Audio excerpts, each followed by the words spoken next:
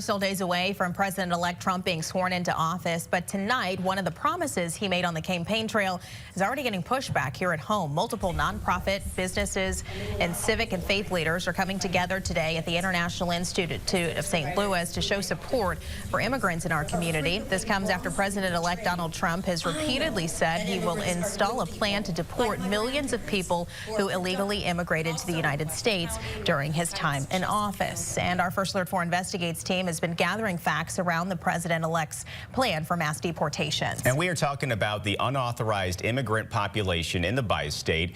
First Alert 4 investigator David Amilati sitting down with a migrant business owner and a prominent Illinois farmer about who suffers the most if this workforce disappears.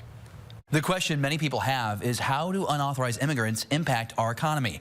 The American Immigration Council estimates undocumented people in Illinois pay $4.2 billion in local, state, and federal taxes. And in Missouri, nearly 82% of those undocumented are of working age. They contribute $311 million to Missouri's economy in taxes.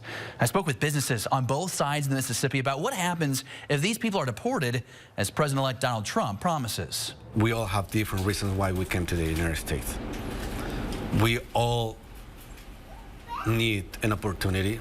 For pastry chef Saul Juarez, his store, Crepes and Treats off Cherokee Street, is a dream decades in the making. I came illegal more than 30 years ago. He says he has since become a U.S. citizen and takes pride serving people of all backgrounds. We can just say Dutch towns, what it means. German people were at one point on the area. We got Azular, we got other French areas. So that means St. Louis is also a city that has been built with immigrants. He says if the federal government deports the unauthorized and scares off our immigrant population, businesses will crumble. El Torito, which is a Hispanic store. There is Latinoamericana, which is also. And then they have taquerias. On the taquerias, it's not just the Hispanic people that come.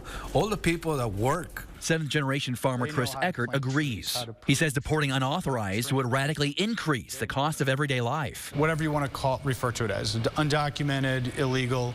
A lot of these people are fulfilling roles that are vitally important in all sorts of aspects of our life. The current president of Eckert's Family Farms says the business enrolled in the H-2A program when it first launched in 1987, a federal program designed for farms to bring in seasonal help for harvest.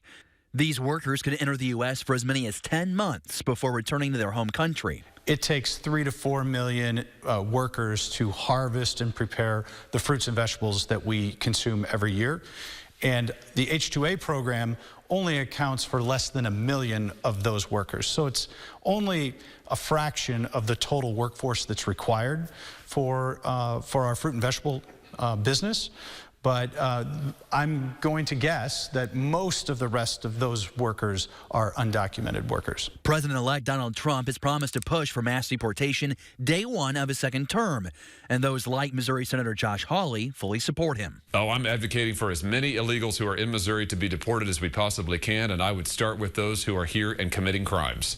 And that, sadly, is a lot of people. Back on Cherokee Street, Saul Juarez says the big question lawmakers can't answer is who will replace this workforce, because to him, it's clear these are jobs U.S. citizens don't want. They are the ones that make the less money, but they are the ones that don't miss a day because maybe they need the money or because they are here to help and they can count on them. Eckert says many Missouri and Illinois farms will close if the unauthorized immigrant workforce is kicked out and seasonal workers paused. He says farms will be forced to automate the harvest process, which is expensive, or companies will move production to Mexico or other countries where that workforce already exists. And that could be a problem if this simultaneously happens with the president-elect's promises of tariffs on imported goods. In studio, David Amilati, First Alert 4 Investigates.